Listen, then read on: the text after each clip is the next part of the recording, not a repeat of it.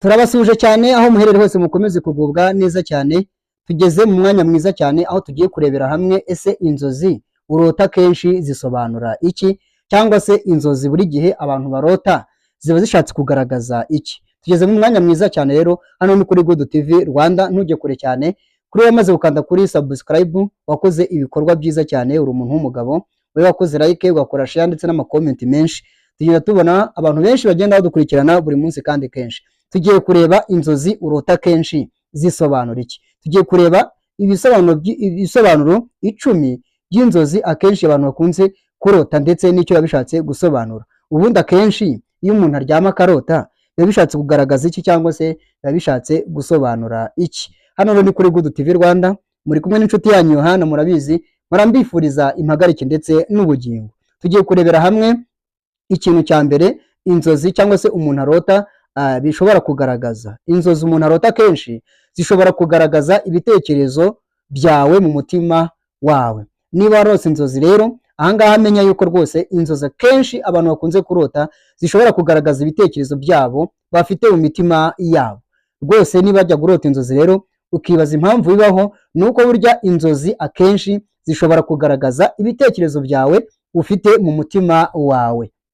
Reka turebe icya kabiri. Zerekana ibyo wanyuzemo ku manywa. Inzozi akenshi zishobora kwerekana ibyo wanyuzemo ku manywa. Niba hari ibikorwa wiriwe ukora, bishobora nijoro ushobora kurota wagarutse muri bya bikorwa byawe. Urugero, wiriwe yenda ureba filimi z'intambara, waryama nijoro ukaza kurota ubona neza bya bindi wabonaga muri ya filimi birimo bigukorerwaho. Akenshi rero inzozi akenshi abantu barota, hari inzozi z'imiruho, hakaba n'inzozi z'iminaniro. Akenshi rero zishobora kugaragaza ibitekerezo byawe ufite mu mutima wawe, cyangwa se zikerekana ibyo wanyuzemo ku manywa. Reka turebe icya gatatu. Ese inzozi akenshi urota zishobora kwerekana iki, cyangwa se kugaragaza iki, cyangwa se gusobanura iki? Icya gatatu, zishobora kugaragaza ibyifuzo byawe byihishe. Ahangaha nanone inzozi urota zishobora kugaragaza ibyifuzo byawe byihishe, bya byifuzo byawe udashaka kugaragariza buri muntu wese, bikagaragaza ko neza aho byifitiye ku mutima wawe. Waryama rero nijoro ukaza kurota n'ubundi bya bintu nyine uri kwifuza. Ngira ngo murabizi abanyarwanda bajyaca umugani bavuga ngo umutindi ngarota ngo icyo akunda. Akenshi hari igihe uba ufite ibyifuzo byawe ku mutima udashaka kugaragaza, ariko waryama nijoro ukaza kurota nyine bya bintu wifuza ku mutima wawe. Icya gatatu rero, zigaragaza ibyifuzo byawe byihishe. Reka turebe icya kane. Akenshi inzozi urota zishobora kugaragaza iki?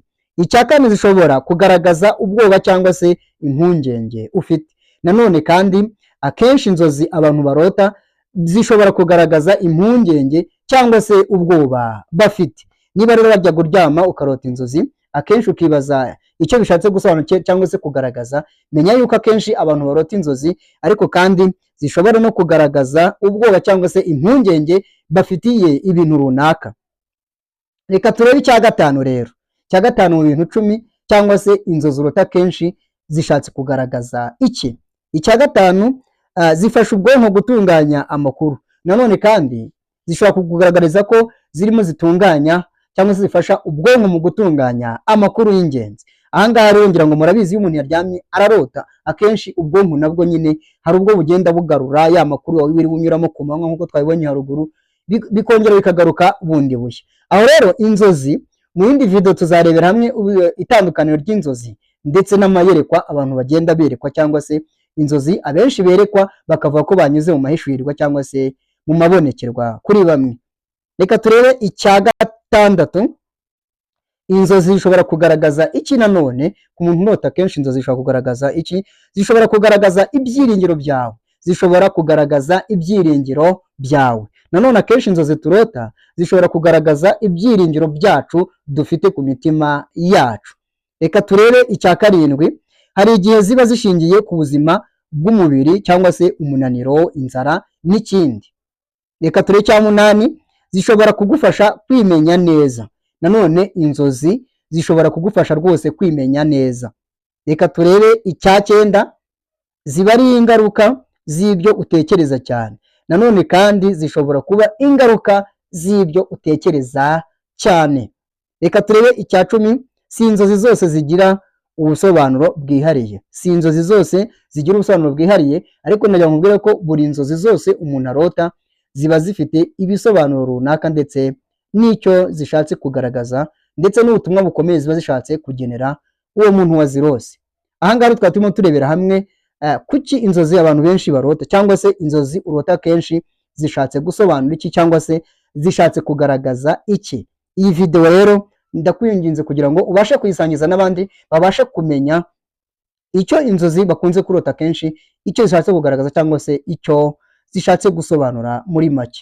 Inzozi zacu kuri Guru TV Rwanda ni akagaruka ntujye kure, kandi subscribe kugira ngo ujye umenya ibisobanuro by'inzozi zigiye zitandukanye, uzibonere ku gihe kandi vuba byihuse. Ukande like niba wakunze iyi video, ndetse ujye no muri comment utubwire izindi nzozi twazagufasha gusobanura. Ciao ciao, inzozi zacu ni akagaruka.